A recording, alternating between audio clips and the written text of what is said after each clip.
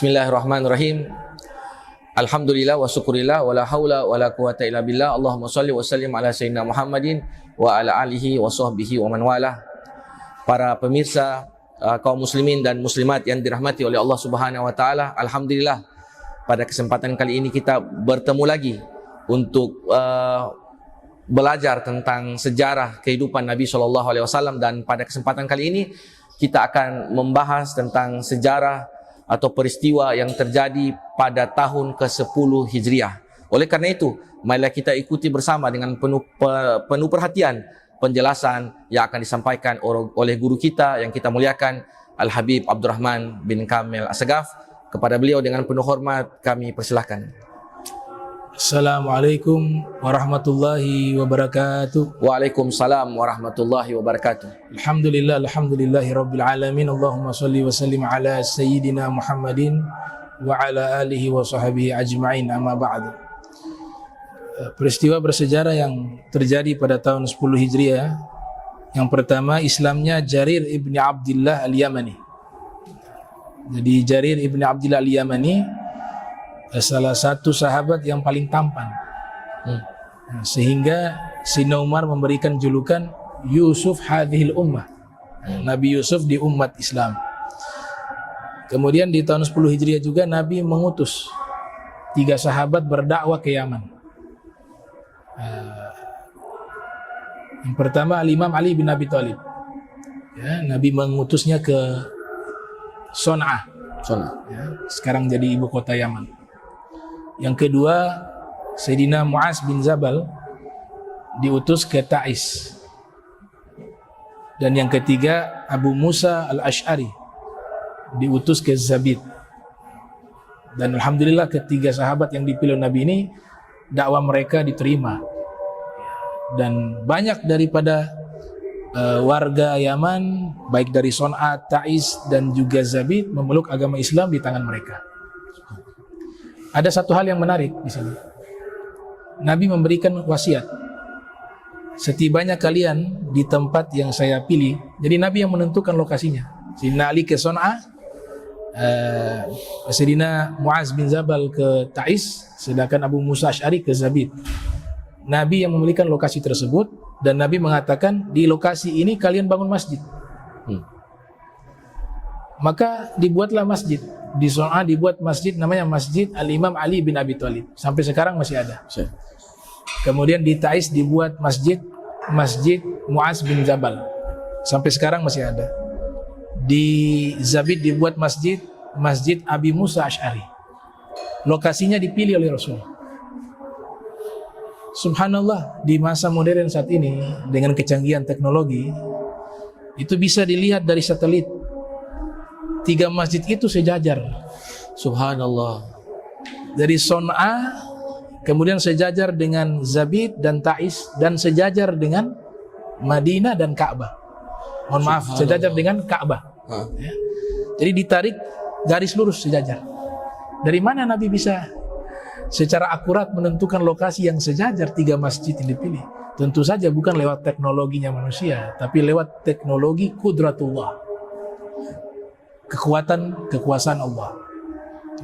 Nah, itu menunjukkan bahwa apapun yang dilakukan oleh Rasulullah, apalagi berkaitan dengan masalah-masalah yang sifatnya agama, itu adalah wahyu dari Allah Subhanahu wa taala. Dan sekarang sudah terbukti, 3 masjid itu sejajar. Tidak meleset sedikit pun. Hatta 1 senti tidak meleset. Sejajar sampai ke arah Ka'bah. Subhanallah. Luar biasa. Kemudian di tahun 10 ini ada nabi palsu mulai muncul. Al-Aswad Al-Ansi mengaku sebagai nabi di tahun 10 Hijriah. Kemudian wafat putranya Nabi Ibrahim. Dan Musailam Al-Kadzab juga mengaku sebagai nabi pada tahun 10 Hijriah. Dan juga haji perpisahan dilakukan oleh Rasulullah pada tahun 10 Hijriah. Dan lahirnya Muhammad bin Abi Bakar Siddiq, putra daripada Sayyidina Abu Bakar Siddiq, dilahirkan pada tahun 10 Hijriah. Terima kasih atas penyampaian antum tadi.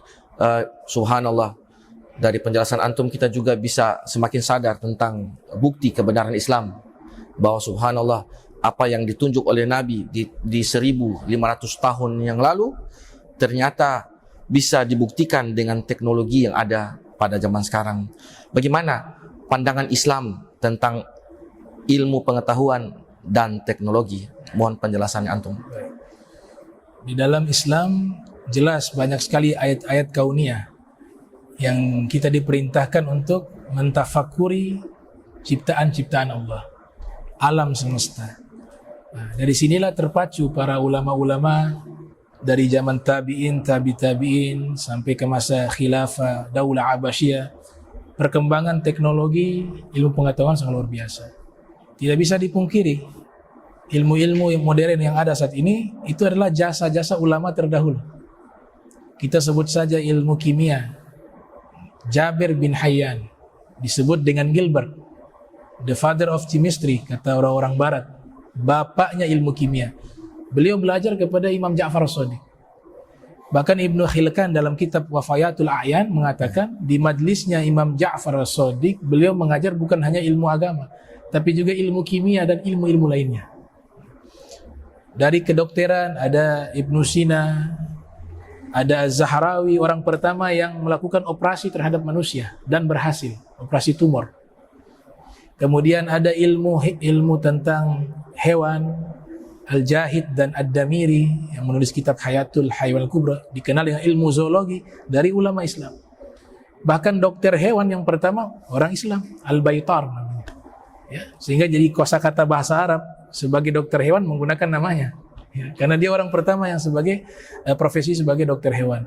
Dan ilmu fisika, Al-Biruni, ilmu Ibnul Haythum, ilmu optik, penemu optik, sosiologi Ibnu Khaldun, fisika, teori-teorinya oleh Ar-Razi, Fakhri Ar-Razi. Artinya dari sekian ulama yang sangat banyak yang saya sebutkan namanya satu persatu tadi, ya mereka adalah ulama-ulama yang mengimplementasikan ajaran Islam yang sesungguhnya. Jadi bukan hanya tenggelam di dalam ilmu-ilmu agama, karena Islam tidak pernah mendikotomi ilmu. Semua ilmu selama ilmu itu manfaat, itu ilmu akhirat. Ilmu yang memberikan kebaikan kepada manusia, ilmu akhirat. Sebaliknya ilmu akhirat yang kita anggap akhirat ternyata kita gunakan untuk politik, untuk memperkaya diri, untuk membodohi orang. Ilmu itu walaupun ilmu hadis, walaupun ilmu tafsir, jadinya ilmu dunia. Gitu. Jadi substansinya adalah manfaat dan keikhlasan di situ. Ketulusan di dalam mengamalkan ilmu, mengajarkan ilmu, dan memberikan manfaat kepada umat. Terima kasih atas penjelasan antum, para jamaah sekalian, para pemirsa yang dirahmati oleh Allah Subhanahu wa taala. Dari penjelasan beliau tadi bahwa kita dianjurkan sebagai umat Islam bukan hanya mempelajari ilmu tentang ritual ibadah saja, tetapi kita juga dianjurkan untuk mempelajari ilmu pengetahuan dan teknologi, karena semua ilmu dan teknologi itu akan menjadi sebuah bukti kebenaran tentang ajaran yang dibawa oleh Rasulullah Shallallahu Alaihi Wasallam. Demikianlah episode kali ini. Semoga kita semua diberikan kesehatan oleh Allah Subhanahu Wa Taala untuk bisa menimba ilmu lagi dari guru kita yang kita muliakan, Habib Abdurrahman bin Kamil As-Sagaf. Sampai jumpa. Wassalamualaikum warahmatullahi wabarakatuh.